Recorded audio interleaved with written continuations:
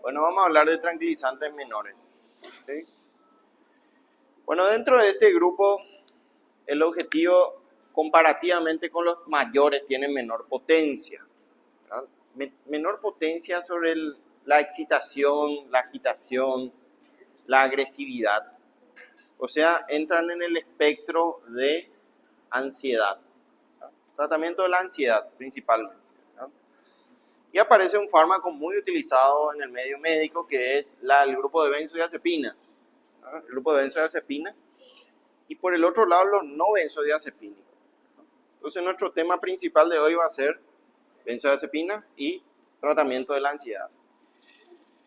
Bueno, justamente estos fármacos están diseñados para suprimir o aliviar los síntomas de la ansiedad sin producir sedación, o muchos lo producen, ¿verdad? Dependiendo sobre qué receptor va a actuar a nivel cerebral. Hace rato nos concentramos justamente en el apartado cerebral, principalmente en las sustancias productoras de dopamina, ¿verdad? Principalmente en el sistema mesolímbico y en el nigroestriatal, donde se regula esta producción de este neurotransmisor muy importante en las patologías psiquiátricas. Estamos hablando de la parte profunda talámica y ganglios basales, ¿verdad? Ya en el centro del cerebro, ¿verdad? A su vez, ahora cambiamos de neuroanatomía y nos vamos a un sistema que seguramente escucharon en neuroanatomía, se llama sistema límbico, ¿verdad? El famoso sistema límbico. Bueno, el sistema límbico se compone de estructuras principales, en este caso vamos a hablar de dos, que se llama el hipocampo y la amígdala, ¿verdad? Es el centro de la ansiedad, ¿verdad? El centro de la ansiedad. En situaciones cotidianas, diarias, fisiológicas, normalmente sufrimos situaciones ansiosas, ¿verdad? Situaciones que le llamamos estrés. Doutor, por falar em ansiedade, muita gente é ansiosa, é que nós só temos um slide de tranquilizantes maiores. A mí me dijeron que tenían ya. Pois é, eu tenho aqui o do maiores só, porque lá no grupo de fármaco, inclusive, foi o último que o senhor mandou, os maiores. Não, eles quase me matam. Eu falei, calma, calma que eu não vou. Sí, justamente, calma, ese yo no tengo en mi base de datos. Ayer me dijeron que tenían, no sé cómo consiguieron. Mas o hotel do senhor foi o último. No tengo. La B tiene. La B. Yo le dije que le iba a pasar, pero ya me dijeron que tenía, así que tengo que pasarme la computadora al teléfono.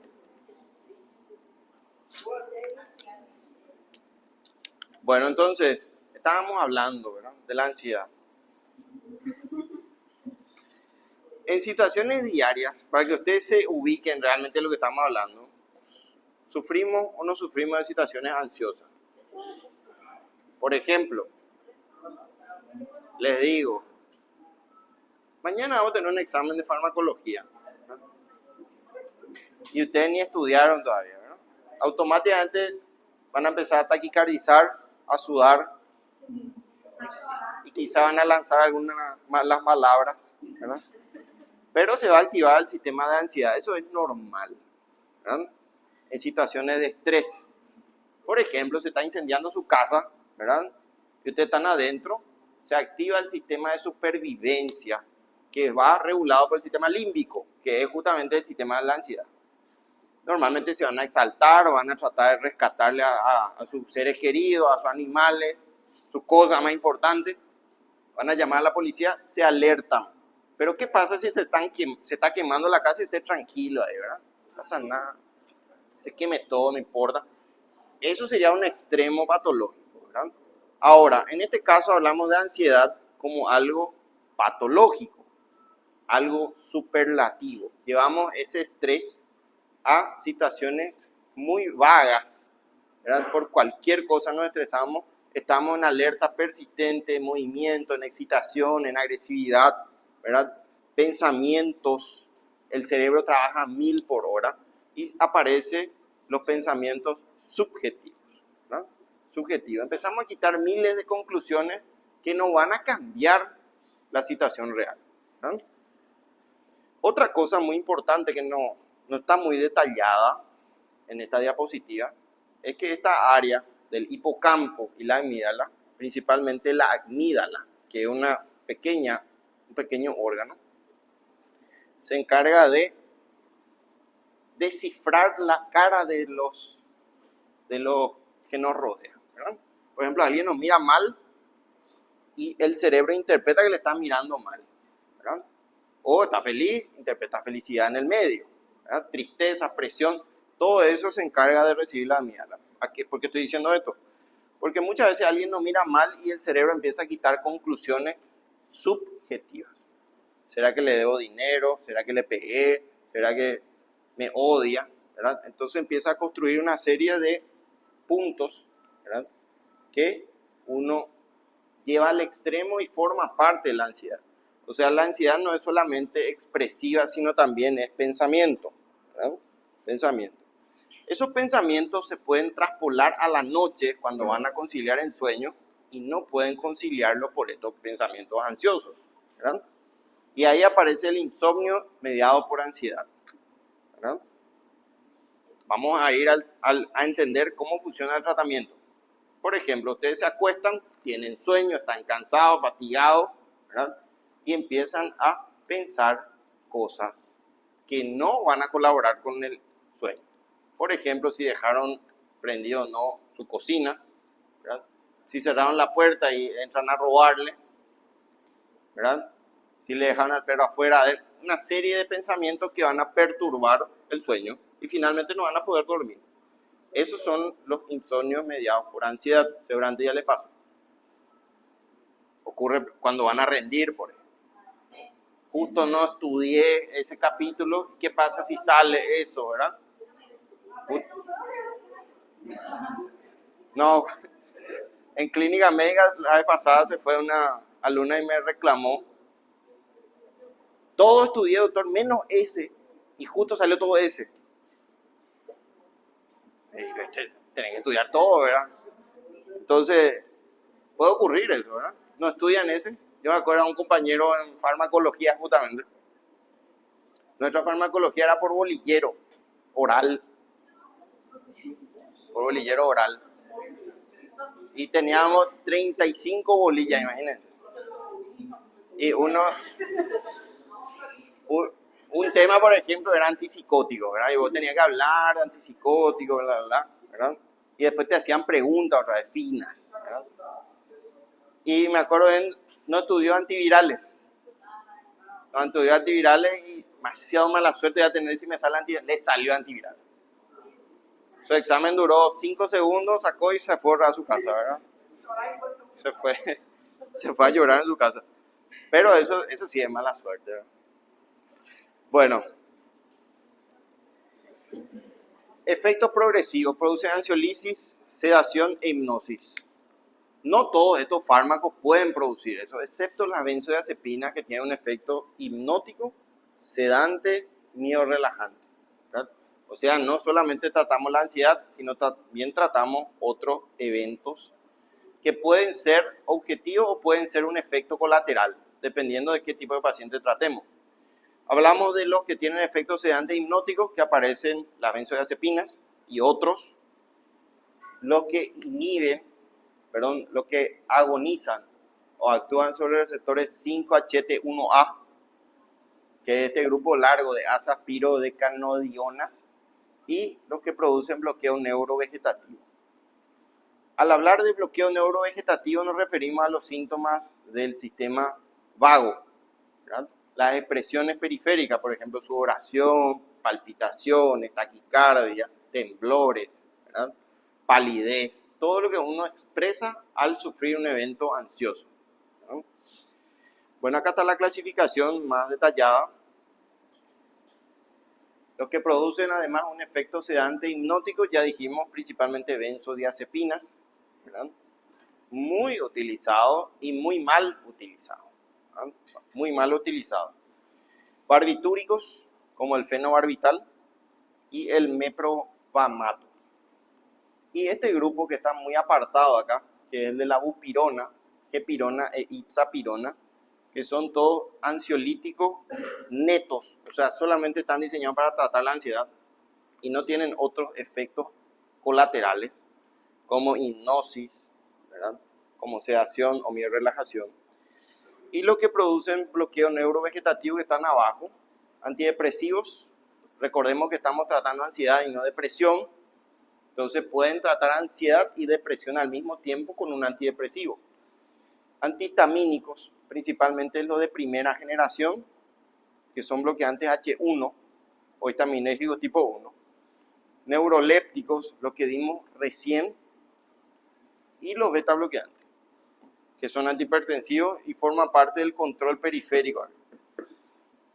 Bueno, acá hablamos de la clasificación principal. Todos tienen un anillo benzodiazepínico central. Recordemos que estos fármacos tienen receptores propios. Así como los receptores opioides tienen receptores opioides, también hay receptores benzodiazepínicos, ¿no?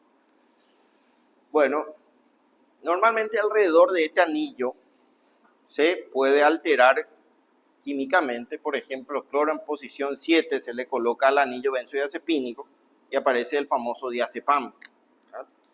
El temazepam, el flurazepam en el medio, y después tenemos lo que tienen hidroxilasa en posición 3, como el lorazepam y el oxazepam. Bueno, en caso de describir un caso clínico, por ejemplo, viene un paciente con antecedente de convulsión desde la niñez, tiene actualmente 20 años, viene por un episodio convulsivo agudo, tónico-clónico generalizado, según la inspección semiológica clínica, ¿verdad? 20 años, convulsión tónico-clónica, ¿verdad? Le reciben ustedes en urgencia, catalogan la convulsión, inicio de convulsión hace 15 minutos. ¿Cuál sería el fármaco de elección para controlar de manera aguda ese episodio patológico?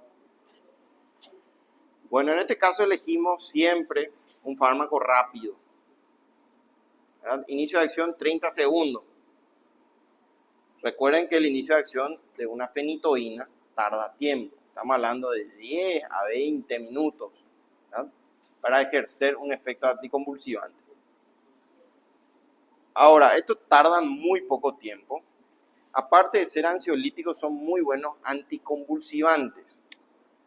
Solamente que necesitamos justamente que estén disponibles por vía endovenosa o, en caso contrario, intramuscular, ¿ya? Y elegimos a los dos mejores para la terapia de una crisis convulsiva. ¿Qué es crisis? Está convulsionando ahora, ¿ya? Otra cosa es que viene el paciente y te dice: doctor, yo convulsioné hace una semana. Bueno, entonces no volviste a convulsionar, no. Entonces le vas a establecer un tratamiento anticonvulsivante de mantenimiento, ¿verdad? Que tarde tiempo en hacer efecto. Sin embargo, si está convulsionando ahora, ¿por qué me preocupa? ¿Por qué me alerta tratar rápido? ¿Cuáles son las consecuencias de que yo me tranquilice y me siente y que convulsione ahí? Uno, principalmente porque produce daño neuronal directo. Puede producir una disfuncionalidad neuronal o una muerte neuronal. Y es irreversible, ¿verdad? Es irreversible. O sea, necesito cortar rápido. Segundo, justamente porque puede haber broncoaspiración, lesiones, ¿verdad? Puede haber traumas, puede haber contracciones muy descontroladas, o sea, totalmente negativo. Entonces elegimos siempre en Paraguay, para ser realistas, usamos diazepam. Pero en los Estados Unidos, en Europa, todas las guías no dicen diazepam, dice lorazepam, ¿verdad? Mucho más caro, mucho más estable, mucho más bueno, pero el problema es el costo, ¿verdad? El costo. Así que si ponen lora o día va a estar bien igualmente para el tratamiento de esa convulsión aguda. El tratamiento en paralelo, ¿cuál sería? O sea, para mantener ese efecto anticonvulsivante. Porque esto hacemos para ahora, no continuamos después. Continuamos ya con uno que sea anticonvulsivante propiamente dicho. Lo normal es hacer fenitoína en nuestro medio. Fenitoína o ácido valproico. Pero como no tenemos ácido valproico, por lo menos acá no hay ácido valproico endovenoso, usamos fenitoína endovenosa y tienen que saber dosis de carga y dosis de mantenimiento para el examen. Tienen que saber la dosis de carga, por lo menos de ese fármaco elemental, porque eso van a usar. En otros países se hace levetiracetam, que es el mejor de todos, ¿verdad? Bueno, acá aparece uno nuevo, introducción de 2 anillos adicionales y aparece la triazol benzodiazepinas, que es el alprazolam. Este es un apartado realmente dentro de la benzodiazepina, porque cubre muchas otras patologías, enfermedades o trastornos psiquiátricos, ¿verdad? Principalmente fobia. ¿Verdad? Fobia, hay personas que tienen un miedo excesivo a algo, ¿verdad? Un miedo desgarrador, ¿verdad? Tiemblan, sudan, ¿verdad? En algunos casos liberan esfínteres. Por ejemplo, si ven una araña o ven una serpiente, una cobra, ¿verdad? Hay un miedo excesivo. Justamente el área que estamos tratando, que es específicamente la amígdala cerebral, es el área o centro del miedo, se llama. El centro del miedo cerebral está en la amígdala. El que configura el temor, que es el neurotransmisor del escape, de la supervivencia, es la amígdala, ¿verdad? Entonces, por supuesto, la fobia y todos los fenómenos relacionados van a estar albergados en ese sitio.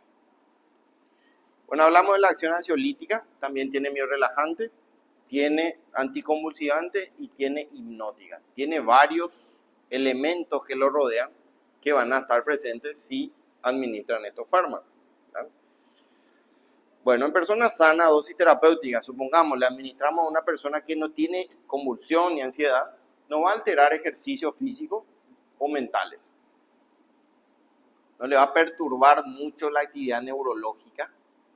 Ahora, si se sobrepasan la dosis, va a empezar a deprimir estado de conciencia. Estupor, letargia, sueño. ¿Qué diferencia hay entre estupor y letargia?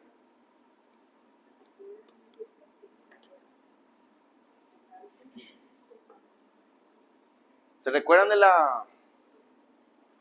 de mi residente que le intubó incorrectamente? Bueno, tienen que manejar muy bien porque estos son estados de Glasgow, ¿verdad? Escala de Glasgow. Una persona con letargia generalmente está dormida, profundamente dormida, y ustedes le hablan, señora, le hablan fuerte, por supuesto, ¿verdad? Y abre el ojo, le mira y luego se duerme, ¿verdad? Estupor, ya no le habla, o sea, no le mira cuando usted le habla. Le tienen que estimular a la paciente.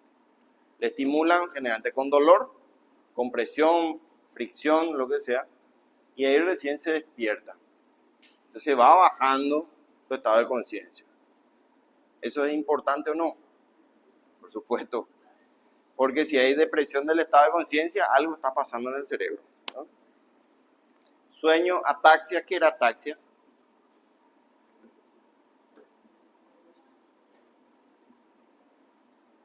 Bernardo, ¿qué es ataxia?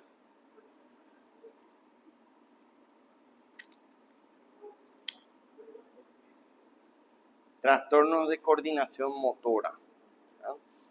Trastorno de coordinación motora, puede haber debilidad y náuseas. Todos estos son depresores del sistema nervioso central, ¿verdad? Tuvimos casos que pacientes tomaron a propósito sobredosis de benzodiazepina, ¿verdad? Entran en estado de coma profundo y una lastimosamente falleció. O sea, estos son fármacos letales. Y recuerden que estamos tratando personas ansiosas o depresivas. Imagínense, ¿no? Bueno, alivian la tensión subjetiva, lo que estábamos diciendo hace rato.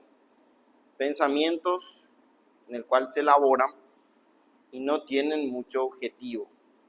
Sobrepiensan las cosas, ¿no? Prejuzgan. Empiezan a quitar una serie de conclusiones consecutivas que no van a llevar a un fin productivo, ¿no? Ahora, ¿cuál sería un ejemplo? ¿No? Por ejemplo, el compañero me está mirando mal, está hablando con la compañera a voz baja y yo digo, este me odia, ¿verdad? Probablemente no me quiera, me desee el mal, ¿verdad? Empieza a generar el cerebro una serie de pensamientos, pero había sido, le miro mal al de al lado, nomás yo ya tomé por mí mismo, ¿no? Ese es como piensa un ansioso. Estamos hablando de la ansiedad patológica, ¿no? De la ansiedad patológica. Y a eso se refiere la tensión subjetiva, ¿no? Si ustedes tratan esto, la mentalidad va a cambiar y va a empezar a dejar de pensar subjetivamente y va a ayudar a la toma de decisiones. Y el hipocampo se encarga de tomar decisiones correctas. Si no funciona su hipocampo, no van a poder tomar decisiones, ¿no? Van a ser muy indecisos y las decisiones que tomen generalmente van a ser erróneas. Esa es una de las funciones principales del hipocampo que forma parte del sistema límbico, ¿verdad? Mentalidad clara, objetiva. Otra función, si ustedes se ponen en la realidad del hipocampo, es la memoria espacial, ¿verdad? La memoria espacial. Por ejemplo, se van a ir a un lugar, ¿verdad? Se fueron ya y luego van después de un mes, pero no recuerdan bien dónde era, sin Google Maps, ¿verdad? Entonces tienen referencia, acá está una escuela roja, un árbol grande, y el cerebro va guiándose por lo que vio, finalmente llega al lugar. Eso es muy importante, ¿por qué? Porque hay personas que si se daña el hipocampo, por ejemplo, salen de su casa y ya no pueden volver, porque pierden las referencias espaciales. ¿Quién es o cuál es la enfermedad que se olvida de las cosas? Alzheimer, ¿verdad? El Alzheimer, su centro está en el hipocampo, destrucción del hipocampo, ¿verdad? Aparte de la memoria espacial, también se encarga de agarrar lo que ustedes están experimentando y tirar hacia los recuerdos, ¿verdad? Transforma la memoria a corto plazo en largo plazo, ¿verdad? Entonces, cuando ustedes se reciban, ¿verdad? Ya en el último año van a decir, ¿te acordás en la clase del doctor cuando dimos Alzheimer o el trastorno del hipocampo? Entonces se van a acordar de esa información que pasó hace mucho tiempo. Eso es importante porque va a perder el pasaje, ese puente entre el corto y largo plazo, y todo lo que hagan a partir de ahora se va a borrar. Eso le ocurre al Alzheimer. El primer síntoma del Alzheimer, para que ustedes tengan en cuenta, es no recuerda las cosas que hizo recientemente. Sin embargo, usted le pregunta qué hizo el señor en 1970, se va a acordar perfectamente, porque tiene almacenado esa información en el área de largo plazo, ¿verdad? Sin embargo, lo que hizo ayer ya no se va a acordar. No sé qué hice ayer, no sé cómo llegué, y después ya va a empezar a perder las relaciones espaciales. Después ya le va a desconocer a los familiares. Ese es el problema del Alzheimer, ¿no? ¿Y dónde se encuentra el problema? En el hipocampo, ¿no? Bueno, también alivia, aparte de la tensión subjetiva, los síntomas que le acompañan, taquicardia, sudoración, etc. Epigastralgia, ¿no? Epigastralgia, por ejemplo, aquella primera vez que se le iban a declarar a su pretendiente, ¿no? Empezaron a temblar, a sudar, a sentir mariposas en el estómago, tensión subjetiva, ¿verdad? Están ansiosos. Bueno, son eficaces para todo tipo de ansiedad, excepto no funcionan para el pánico, ¿verdad? Que tienen que tener en cuenta que pánico y fobia van de la mano, ¿verdad? Todos son fenómenos de miedo, ¿verdad?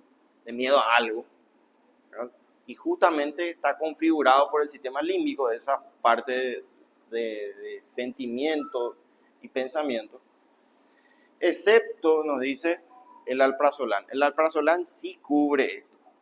O sea, si una persona tiene pánico escénico, pánico social, de hablar en público, de exponer, ¿verdad? Podría ser esto un tratamiento para ese tipo de personas, ¿verdad? Ya dijimos, el sitio de acción, sistema límbico, se encarga de albergar información aguda en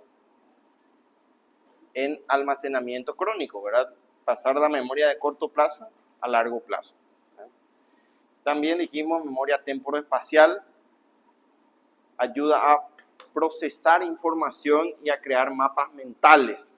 Todo lo que ustedes tienen en situaciones cotidianas están creando mapas mentales. Eso lo hace el sistema límbico y se encarga de organizar su vida, ¿verdad?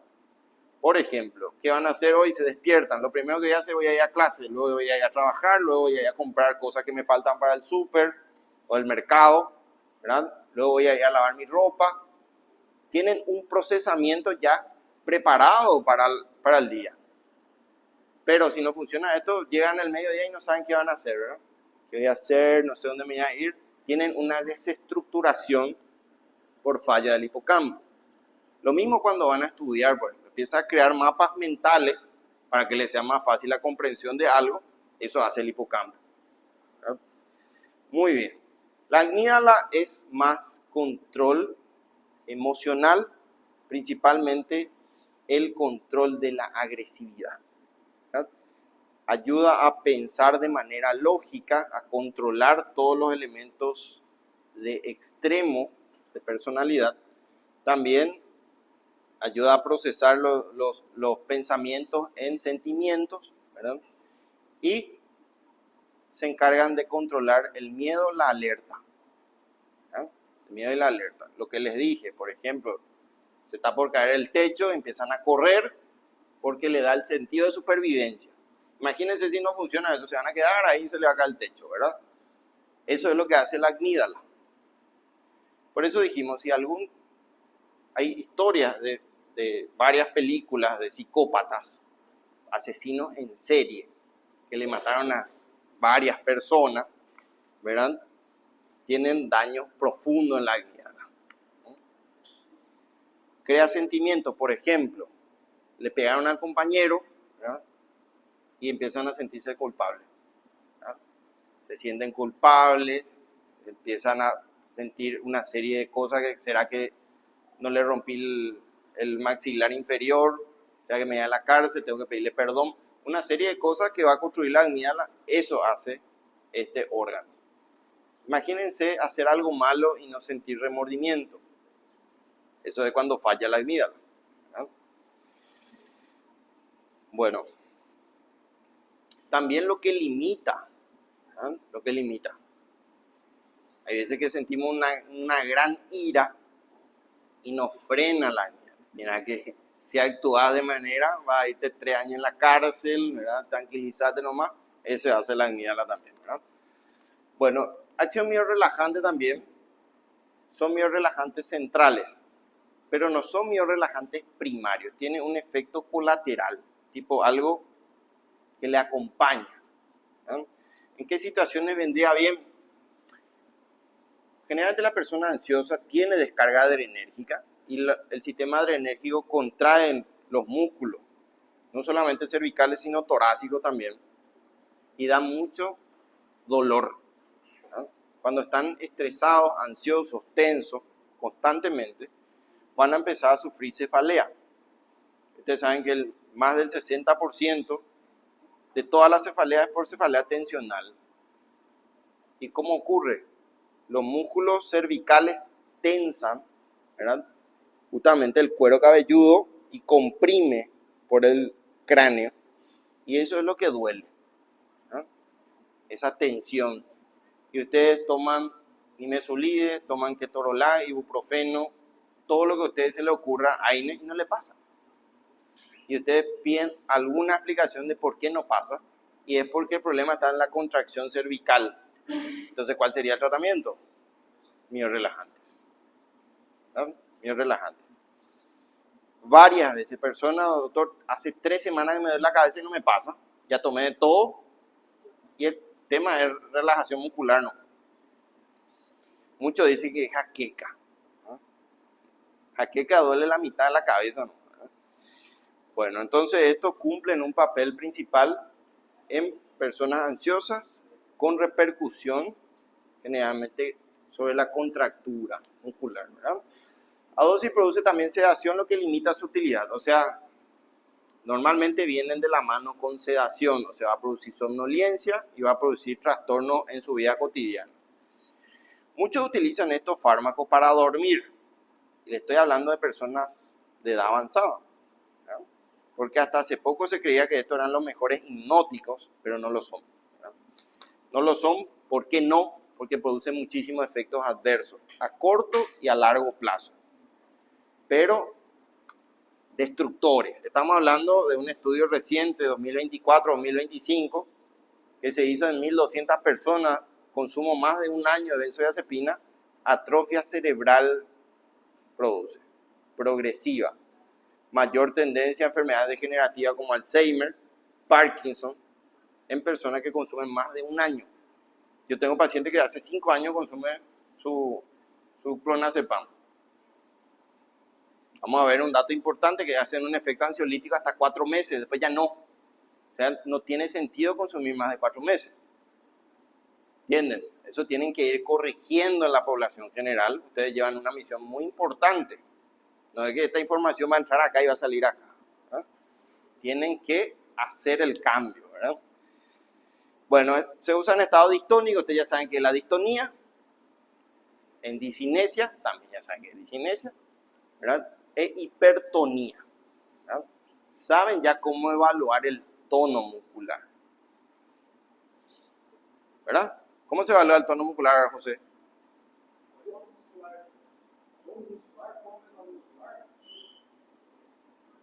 Ese marcha.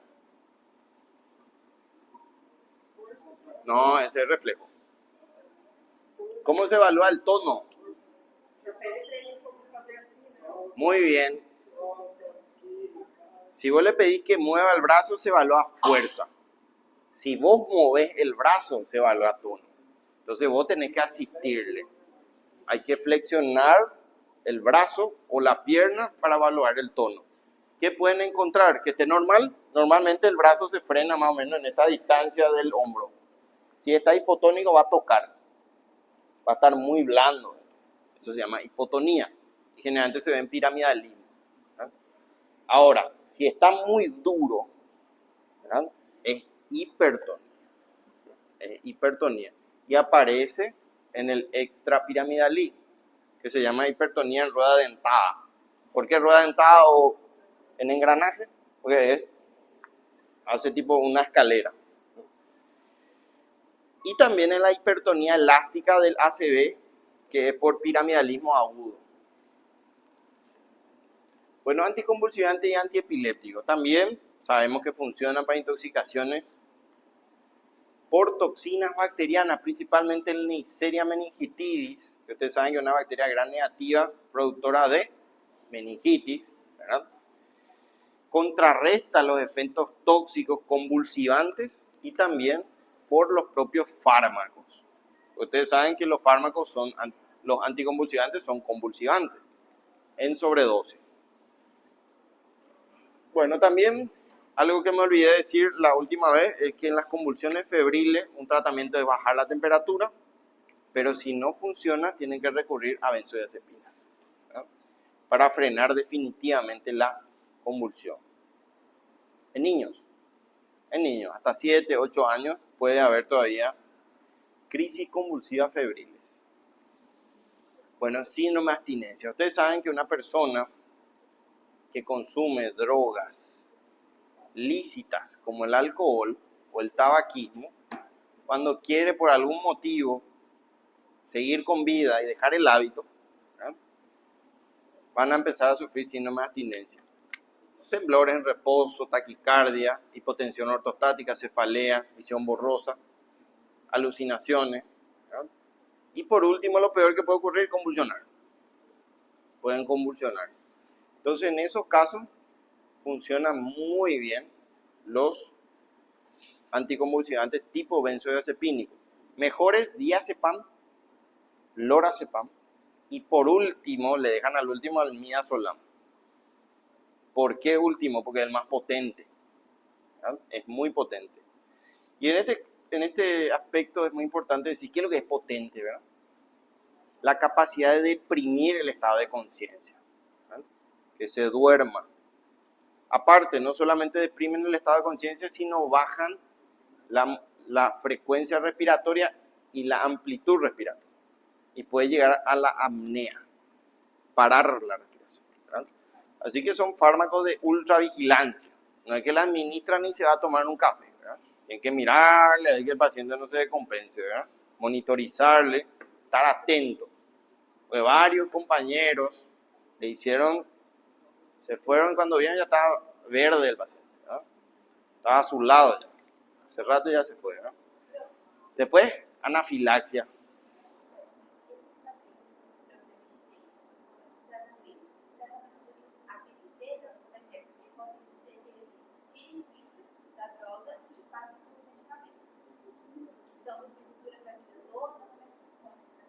Para el tratamiento de la ansiedad.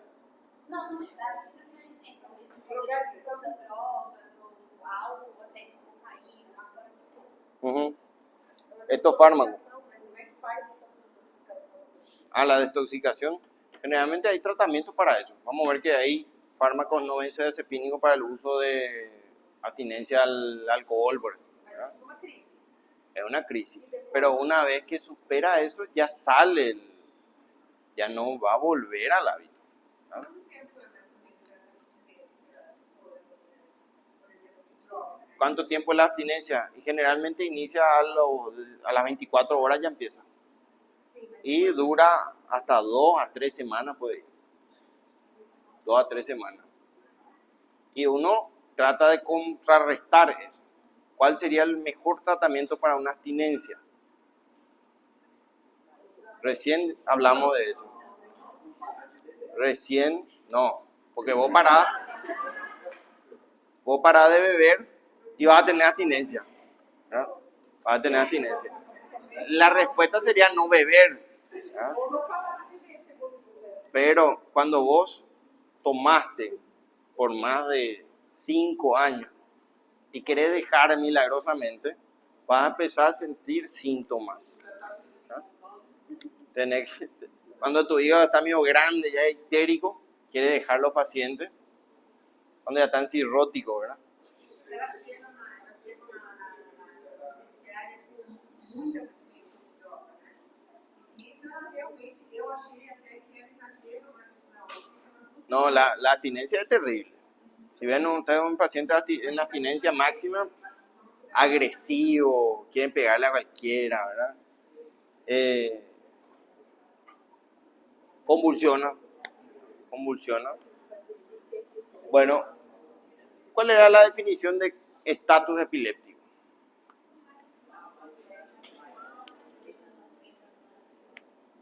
¿Más de?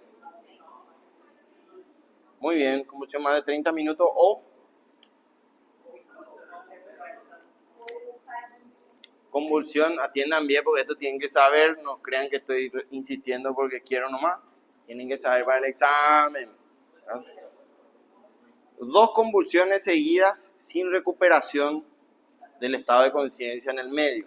No se despertó, no se relacionó con el medio y ya convulsionó, ¿verdad? Eso también es estatus epiléptico, ¿verdad? Y es muy importante el diagnóstico porque es una indicación ¿de qué? Cuando ustedes declaran estado epiléptico, tienen que anestesiarle. O sea que va rumbo a terapia intensiva, ¿no? Va rumbo a terapia intensiva, ya tienen que programar su intubación, su complejización y tienen que preparar su propofol blanco ahí para goteo, ¿no? Tienen que asegurarse que no sea alérgico al huevo, etcétera. ¿Ustedes conocen a alguien alérgico al huevo? Medio raro, yo nunca escuché. Hay personas que no quieren comer, pero alérgico al huevo, ¿no? ¿Sí? ¿Quién? ¿Vos alérgico al huevo? Ah, tu amiga. No Ahí hay una.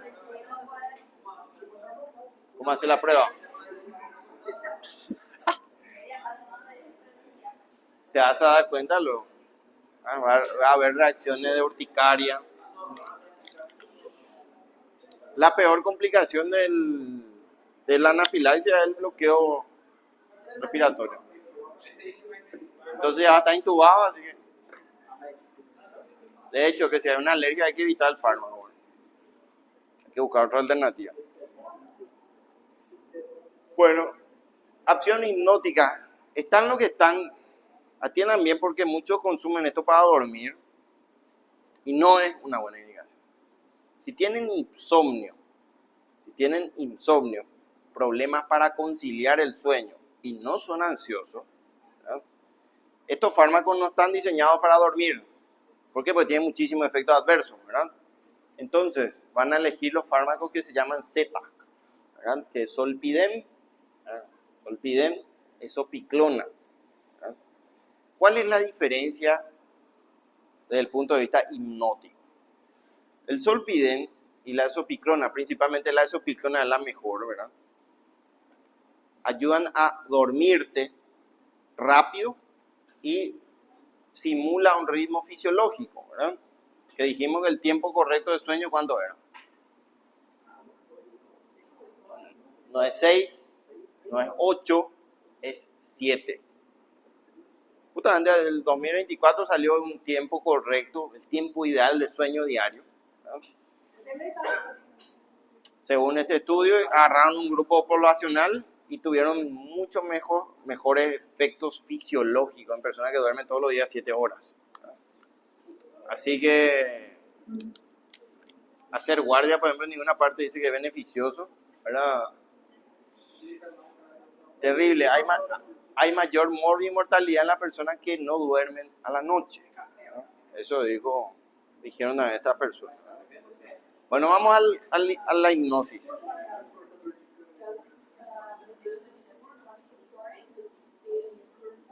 Claro. Sí, pero por ejemplo, estos guardias de seguridad que trabajan a la noche y duermen de día, tienen mayor, creo que 18% más probabilidad de morir por eventos cardiovasculares, ¿verdad? Y los médicos, los terapistas, pues, que ellos se pasan haciendo guardia. Los enfermeros, terrible.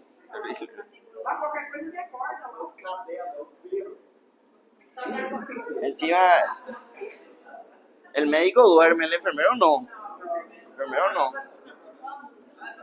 ¿Verdad? Se turna.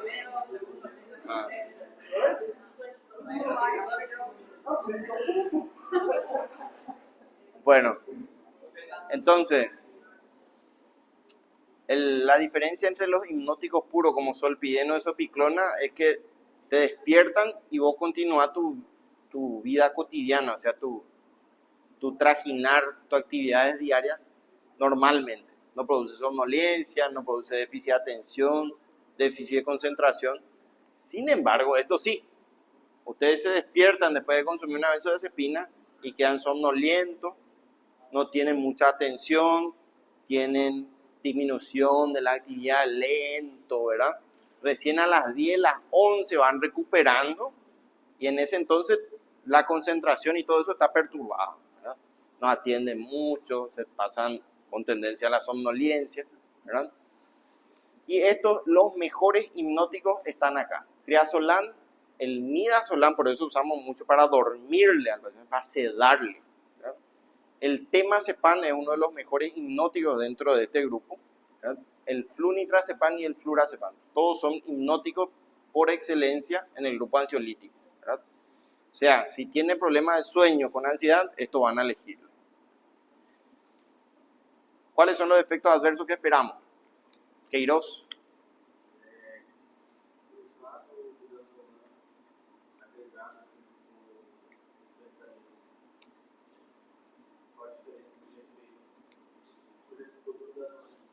¿Para qué usamos midazolam y para qué usamos fentanilo?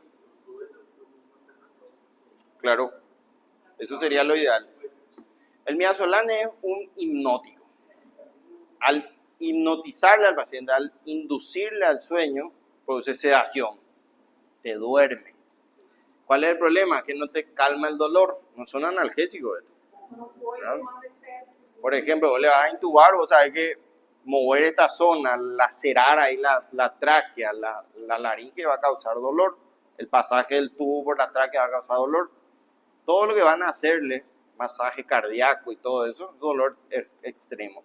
Entonces lo que hacemos es suprimir el dolor y que su estancia en la terapia intensiva sea sin dolor, ¿verdad?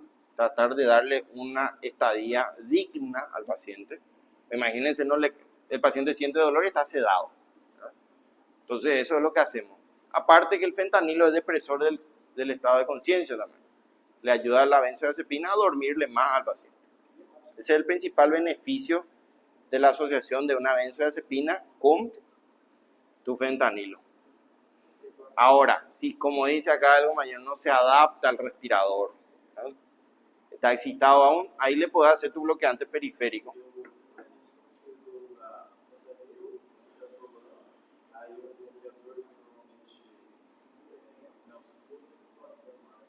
Succinil generalmente nosotros no usamos el leve, nosotros usamos atracurio o pancuronio, ¿verdad?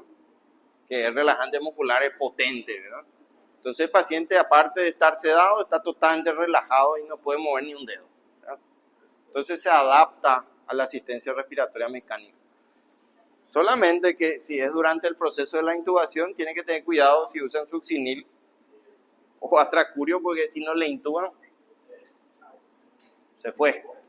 Y no hay cómo traerle, ¿verdad? Alta celestial. Bueno, estos fármacos se usan mucho durante la cirugía y van a ver que después de un episodio quirúrgico, estético o lo que sea, salen con muchos kilogramos de más, ¿verdad? Todo hinchado, los ojos, todo hematizado, porque normalmente durante su uso cae la presión, cae el gasto cardíaco y se trata de compensar con cargas, ¿verdad? Empiezan a cargar al paciente con volumen. Entonces, es un evento esperado. Puede llegar a caer 40 milímetros de mercurio en un episodio agudo. O sea, 120 va a caer a 80. Y tienen que esperar eso, ¿no? Incluso después de la intubación, se le hacen midazolam y va a caer la presión. Se va a chocar el paciente. Depresión respiratoria aguda es otro problema, produce apnea si se pasa la dosis, así que tienen que programar su intubación. Si van a usar estos fármacos, tienen que tener conocimiento de intubación orotraqueal, o si no, no lo hagan. Por eso es que vamos a practicar eso el año que viene, ¿verdad? Bueno, vía de administración viene por vía oral, viene en comprimido, viene en jarabe, viene en gotas sublinguales y gotas orales, y viene por vía endovenosa y intramuscular, dependiendo si queremos para un episodio agudo, grave, intramuscular o intravenoso. Preferentemente intravenoso. Por ejemplo, en la convulsión va a ser difícil porque el paciente se va a estar sacudiendo y para canalizar la vía va a ser difícil. Y para el tratamiento crónico usamos vía oral. Acá, por ejemplo, nos pone que por vía oral el clorazepato tiene muy buena biodisponibilidad. También el nordiazepam, que se convierte. Sin embargo, el lorazepam y el midazolam son los que se absorben mejor. Mejor. Se unen a la albúmina y tienen una distribución bicompartimental. Primero van al cerebro y luego vuelven a los órganos periféricos, principalmente músculo y grasa donde se depositan. O sea, hace un doble sentido. Bueno, el complejo metabólico, o sea, el metabolismo es complejo y tenemos tres clasificaciones. Lo de acción corta, lo que actúan rápido, ¿verdad? Midazolam, triazolam y el brotizolam, que no se usa mucho. Lo que son de acción intermedia, aproximadamente 12 horas de duración. Alprazolam, el más versátil de todo. Bromazepam también se usa mucho. Perdón. Flunitrazepam, el lorazepam y el oxazepam son muy utilizados, ¿verdad? Ahora, lo que son de acción larga para el tratamiento crónico de una patología ansiosa principalmente, el mejor sería el clobazam. Más estable, duración larga, vida media larga, se distribuye perfectamente, solamente que el precio está un poco complicado porque es caro, ¿verdad? Luego tenemos el diazepam, fíjense que es de acción larga, flurazepam y el nordiazepam. Son algunos, ¿verdad? Acá el más representativo es el diazepam y el clobazam. No confundan acción con potencia, ¿verdad? Porque lo que son de acción larga, como el diazepam, son de potencia baja. Su potencia es muy baja y normalmente se puede controlar bien la depresión del estado de conciencia. Sin embargo, por más que sea corto, su acción es potente. Deprime el estado de conciencia al máximo. Así que tienen que tener cuidado con una ampolla suficiente para entrar en coma. Algo así. Se usa mucho como inductores de la anestesia, por eso dice que Queiroz ahí. Bueno, reacciones adversas dice que son poco tóxicas, pero ocurre generalmente por desajuste de dosis. Si respetan la dosis correcta no va a pasar nada, pero si sobrepasan la dosis pueden haber eventos de depresión del estado de conciencia. Sedación, somnolencia nuevamente, tendencia a dormirse, trastorno de coordinación, ataxia, deambulación, caminata, como dice ahí, incapacidad de responder verbalmente, no va a poder responder correctamente, va a tener disartria y estímulos que requieran estar alerta, responder rápido como conducir maquinaria o automóvil. ¿Verdad? No es recomendable que consuman benzodiazepina si están en esta actividad. Bueno, produce también amnesia anterógrada. Van a tener cierta incapacidad de recordar cosas, principalmente con el lorazepam. Pierde esa propiedad. Y en ocasiones, al inicio, da nerviosismo, agitación, excitabilidad, que después se establece y se convierte en su efecto ansiolítico. Bueno, lo de acción corta, principalmente al suspender el tratamiento, puede dar rebote y devolverle la ansiedad con todo. Bueno, también ya hablamos de esto.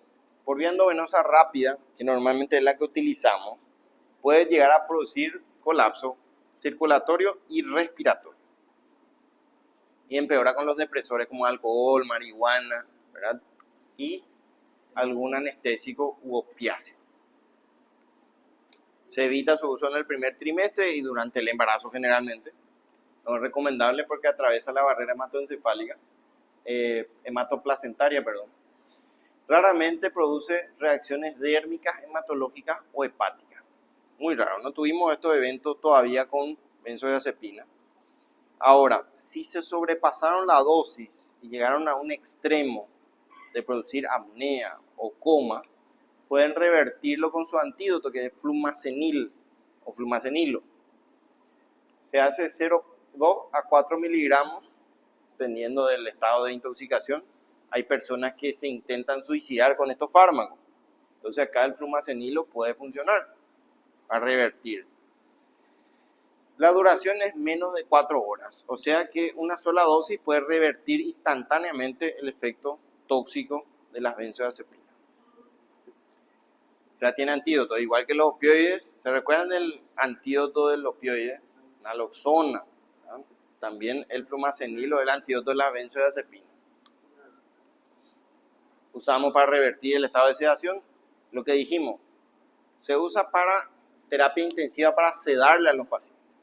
Entonces el principal problema es cuando ya solucionamos el problema y necesitamos retirarle del respirador artificial, ¿verdad? Entonces empiezan a cortar los fármacos, pero el paciente sigue dormido. ¿Por qué? Porque está todavía concentrado el fármaco y se está desprendiendo lentamente. Muchos quedan dormidos 24 a 48 horas, después recién van respondiendo y da para el destete, ¿verdad? Entonces, ¿cómo podemos acelerar eso? Dando antídotos, ¿verdad? Para el Fenta usamos naloxona y para esto usamos flumacenil. ¿Cuál es el problema? Caro. ¿verdad? Un flumacenilo está más o menos 250 a 300 mil guaraníes, ¿verdad? Una ampolla. Entonces no pueden comprar ni para su gasa y van a comprar flumacenilo. Y el ministerio no tiene, nuestro sistema de salud no hay. También funciona para la encefalopatía hepática. Recuerden que es por intoxicación por amoníaco. ¿Por qué? Porque el hígado no funciona, que es responsable de depurar esto. Entonces puede revertir el estado de coma en cierta manera en los pacientes con encefalopatía hepática. Y también por intoxicación por benzodiazepina. ¿Por qué no recomendamos el uso crónico? ¿No? ¿Por qué no recomendamos el uso crónico? Porque producen tolerancia. Producen tolerancia. ¿Y qué tolerancia? Requerimiento de mayor dosis para tener un evento similar. O sea, el paciente va a tener la necesidad de aumentar la dosis para sentirse bien otra vez, ¿no?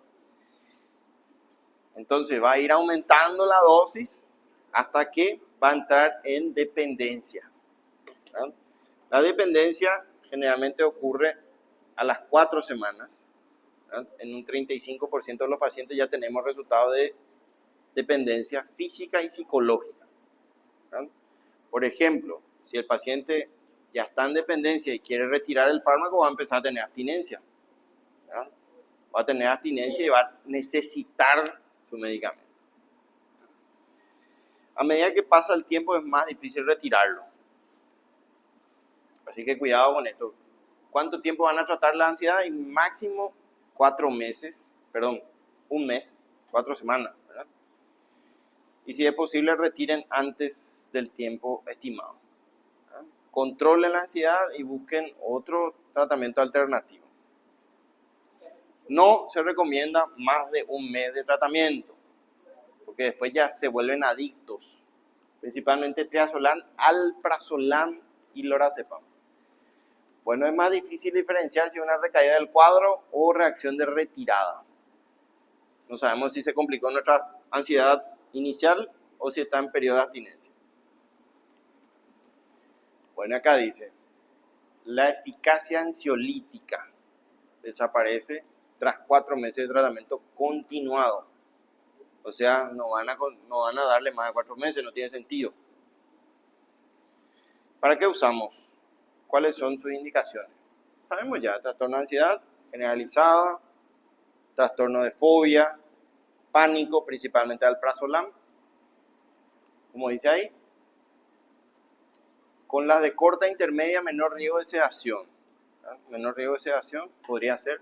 Y las de larga alcanzan un nivel estable ansiolítico recién a la semana, ¿verdad? A los 7 días en promedio. O sea, el clobazam, por ejemplo, va a tardar tiempo en hacer efecto.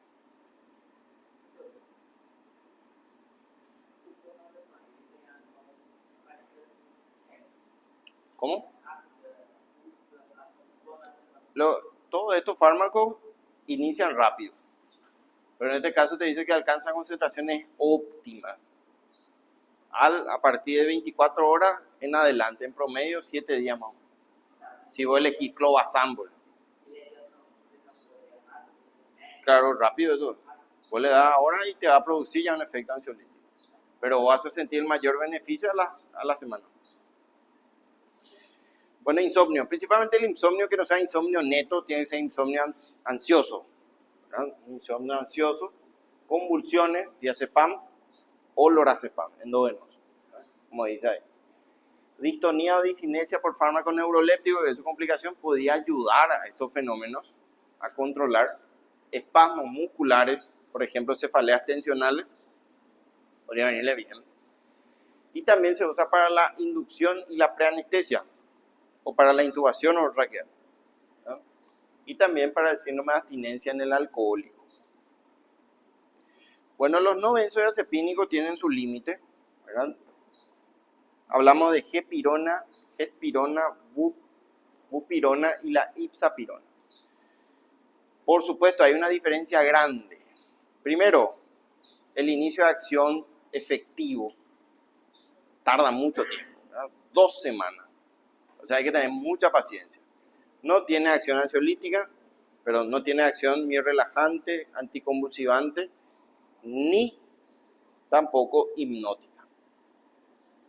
Entonces solamente están diseñados para la ansiedad cerrada, ¿no? Para la ansiedad cerrada, no tiene esos efectos colaterales. Más que sedación, que produce normalmente la benzodiazepina, produce insomnio. ¿No? Puede llegar a producir insomnio y disforia. Entonces recuerden que disforia era lo contrario a euforia. Sensación desagradable, profunda, tristeza, depresión. Entonces hay que tener cuidado en el uso de estos fármacos de buspirona y demás. No alteran la memoria, como la benzodiazepina, que sí perturban la memoria a corto plazo. No provocan trastornos cognitivos, como la benzodiazepina, ni psicomotores, ¿verdad?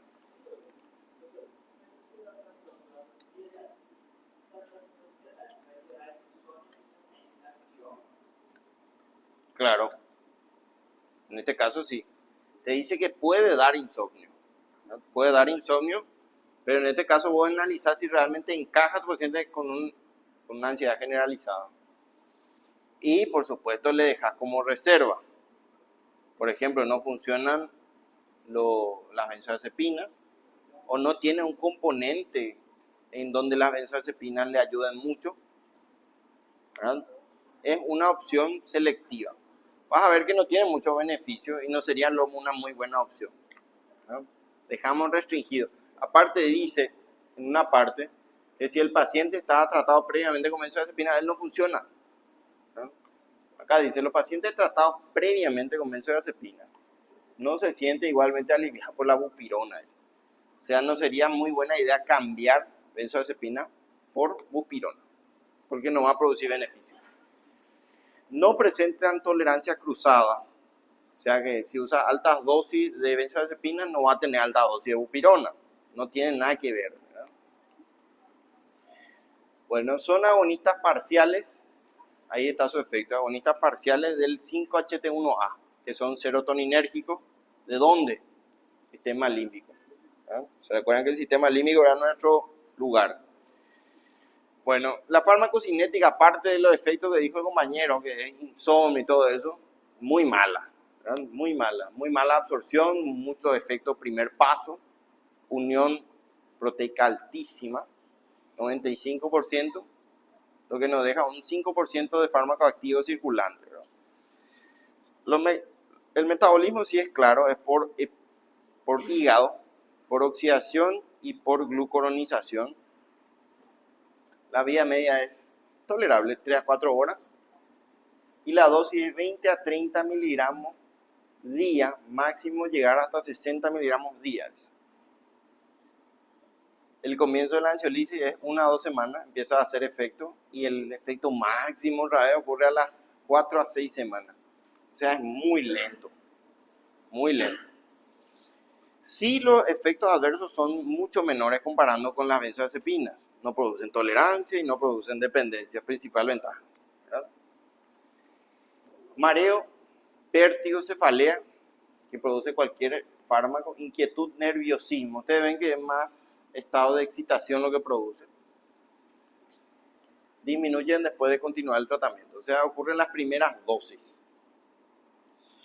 Más probabilidad, porque acá nos dice que 20 a 30 miligramos y vamos a ir alzando esto. Cuando superan los 20, probabilidad de síntomas disfóricos, principalmente si abandona el tratamiento. Puede dar esa sensación de depresión, ¿verdad? Angustia, tristeza, llanto, con el abandono. Interacciones con los imaos, aumenta la presión. ¿Qué son imaos? Inhibidores de la monoaminoxidasa, son antidepresivos.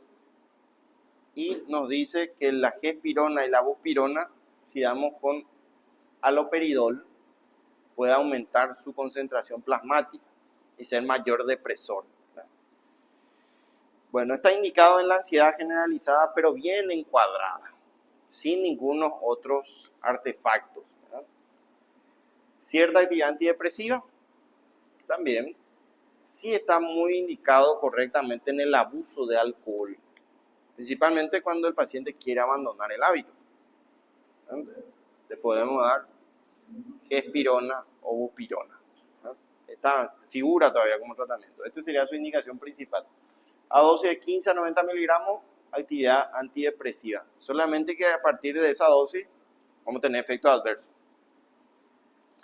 Bueno, otros ansiolíticos como antidepresivos, como aparte de ser antidepresivos, tienen un efecto ansiolítico, como los IMAOs, que son inhibidores de la monoaminoxidasa, los tricíclicos que se utilizan mucho, y los inhibidores de la recaptación de serotonina, que también participan. Útil en ataque de pánico.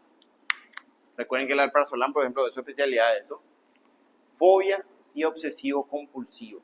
¿Verdad? Personas que tienen una tendencia excesiva al orden, por ejemplo. ¿Verdad? Todos tienen por número, por colores. ¿Verdad? Ven algo desordenado y se ponen a ordenar. Bueno, y los antihistamínicos, que es hidroxiciclina, ¿verdad? Principalmente. Estos antihistamínicos primitivos tienen acción sobre los H1 cerebrales. Ustedes saben que produce somnolencia, ¿no? Produce somnolencia y también tienen efecto ansiolítico. Bueno, procliva a adicción, alcohólico y que no responde a otro tratamiento. No son de primera línea. Cuando ya no funcionan los distintos ansiolíticos podemos llegar a esto, ¿verdad? Bueno, y los neurolépticos que recién estuvimos hablando de la quetiapina, de la risperidona, ¿verdad? Restringido en pacientes que aparte de ser esquizofrénicos tienen un componente ansioso, ¿verdad? Agitación o que no funcionan otros tratamientos. Y por último, el día de hoy los beta-adrenérgicos, ¿verdad? Estos no son ansiolíticos por excelencia, lo que ayudan es a controlar los síntomas periféricos, como temblor, agitación, palpitación, taquicardia, ¿verdad? ¿Y cuál es el fármaco que controla más los síntomas adrenérgicos? Tiene que ser uno que tiene potencia antihipertensiva muy mala, ¿verdad? Y es el propanolol, ¿verdad? Es el propanolol. Viene de 40 miligramos y se puede dar de 6 a 8 horas. Entonces ayuda a controlar los temblores, ¿verdad? La sudoración, ayuda a estabilizar todos los síntomas adrenérgicos, que el paciente se siente mejor, ¿no? ¿Por qué no damos un carvedilol o un nebivolol? Porque va a producir colapso circulatorio, mayor bradicardia y complicaciones, ¿no? Bueno, entonces llegamos hasta acá por ser viernes.